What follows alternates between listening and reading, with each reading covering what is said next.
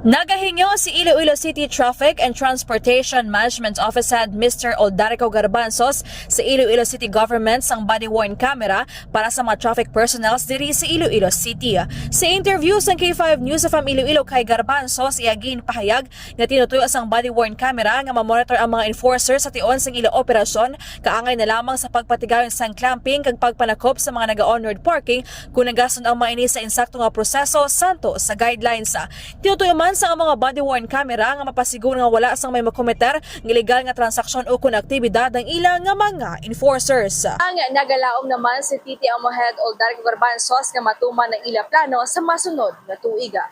Report ang gikan sa Iloilo City ni si K5 Jenny Kauyunan pras kampiyon nga balita sa serbisyo publiko kagalingawan sa Iloilo K5 News FM.